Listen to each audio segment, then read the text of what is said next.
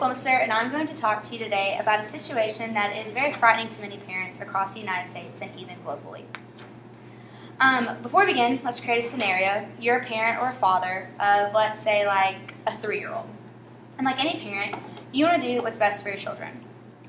So you know the importance of car seats, baby gates, and other ways to keep them safe. But did you know one of the most important ways to keep them safe is through vaccination? As you may know, there have been many articles in the news lately on why you should get your kids vaccinated. So today I'm going to tell you about how important this is. First, we're going to talk about how it can save their life, plain and simple. And then we're going to talk about how immunization projects protect others that you care about. Also, how it can save your family time and money and protect future generations. So this past February, there was an outbreak of measles. And if you don't know what measles are, it's a highly contagious infection caused by the measles virus.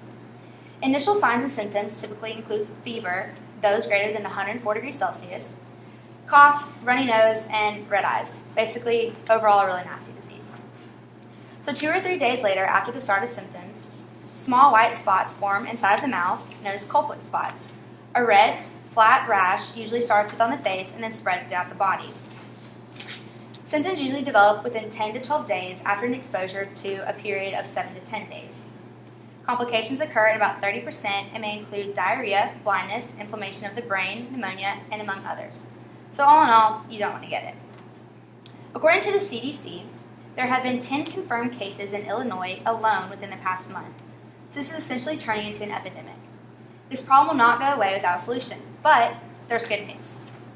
There's a vaccination that not only kills the virus, but also prevents your body from ever getting it again. Because of advances in medical sciences like this, your child can be protected from more diseases than ever before. Some diseases that once injured or killed thousands of people and children globally are now eliminated, primarily due to safe and effective vaccines. Vaccines.gov mentions in one of their 3 articles that one example of the great impact that vaccines can have is the elimination of polio in the United States. Polio was once America's most feared disease, causing death and paralysis across the country. But today, thanks to vaccination, there are no reports of polio. Another situation is that vaccines are safe and easy to administer. Scientists, doctors, and healthcare professionals only give vaccines to children after they've been tested countlessly in labs and to other things like animals first.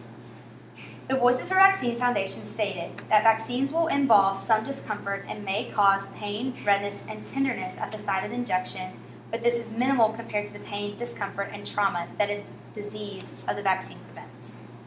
Also, vaccine-preventable diseases are expensive. Disease not only has a direct impact on individuals and their family, but also work-related situations. The NDIF, in one of their articles stated online about vaccination, claimed that exceeding $10 billion a year in direct and indirect costs, an average influenza illness can last up to 15 days. Typically with 5 or 6 missed work days, and that's hard to make up. Some vaccine-preventable diseases can result in prolonged disabilities and take a big financial toll because of the missed work days. Medical bills and long-term disability care too. In contrast, getting vaccinated against these diseases is a good investment and can usually be covered by insurance. Also, if your family is having trouble affording vaccination, the CDC has actually brought in a type of program that allows families with low income within the United States to receive these vaccines. So basically, all in all, they're inexpensive. So if that's not even more reason to get them, then I actually don't know what is. Lastly and not least, there are many ways to resolve these problems associated with disease, but the easiest way is just simply get your kids vaccinated. This allows them to live long, healthier lives and can help them supply a future generation. This can allow them, in some cases, vaccines eliminated many diseases or that killed disabled people just a few generations ago. These can be measles, smallpox, and yellow fever. And if we don't know, yellow fever is what killed a lot of people in Tennessee, where we are here today. So let me show you an example here. Here I have printed out a child who has measles disease. Look at his little poor face. I know. And a person who has received the vaccine, shown below. Another example can be found in a CNN article by Kelly Wallace that stated smallpox vaccination eradicated the disease worldwide. Your children don't have to get smallpox shots anymore because the disease no longer exists, thanks to vaccinations.